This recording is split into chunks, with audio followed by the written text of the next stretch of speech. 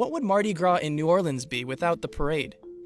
And what would the Mardi Gras parade be without the gigantic, ornate floats? The world-famous floats take a year to make. Well, nearly a year. 50 weeks to be exact. Because for 2 weeks, they're used to celebrate Fat Tuesday. But once all the celebrations die down, the work for next year begins. And it all starts with a giant piece of styrofoam. The most prolific float and prop manufacturer is Kern Studios. The company has been in the business for over 80 years, and now creates props for theme parks, casinos, and corporations worldwide. You can take a behind-the-scenes tour through Mardi Gras World, the 300,000 square foot warehouse where Kern Studios artists and architects build the floats from the ground up. They build the props that will go on the floats owned by crews, which are local social groups who fund the event. Step one of the process is sculpting new styrofoam props. All new styrofoam props begin with multiple sketches on sheets of styrofoam. They will sketch them out, cut them out, and then stack all those pieces together around a base that has some sort of armature or support beam coming through. And when we're gluing styrofoam together, we are using a spray insulation type material called Great Stuff. Mardi Gras in New Orleans all comes down to a 2-week period, right? So you work all year long, 50 weeks a year, to deliver something that happens in 2 weeks. So, for the most part, it's, it gets very hectic at that time of the year, but it's part of what we do.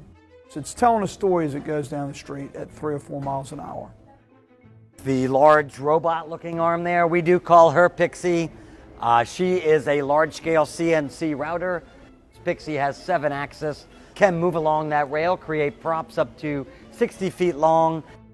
Step 2 of the process, our paper mache section, covering all that styrofoam in small strips of brown paper. Using a traditional paper mache technique, gives the props a nice smooth surface so they can apply the paint.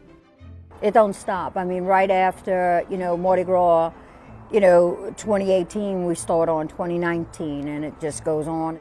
Everybody bounces things off of one another, or they'll, just tell you what their ideas are to see the big picture, which is great.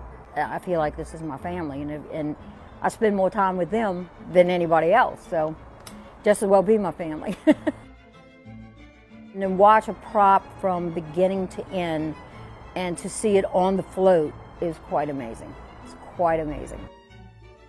So all these props back here have been used before. They're waiting to be repurposed again. It could be next year, could be 5 or 10 years down the line. So to modify them, we can just paint them differently. We could add additional elements, or we could cut the head off, find a different head that could fit on that body, and then work from there. The props from this repurposed section of the studio are patched and sent to painting. We will send them over to our painters who are applying that outer coat of paint.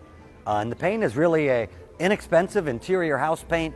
To lock in all the hard work, each prop is sprayed with a top coat that will help with waterproofing before it leaves the warehouse. Then the team will assemble the props and decorations on the float beds. After 50 weeks of meticulous work from the artists at Kern Studios, the floats will roam through the streets of New Orleans for 2 weeks and return to the artists in the studio, who will be armed and ready to start building them again for the next year.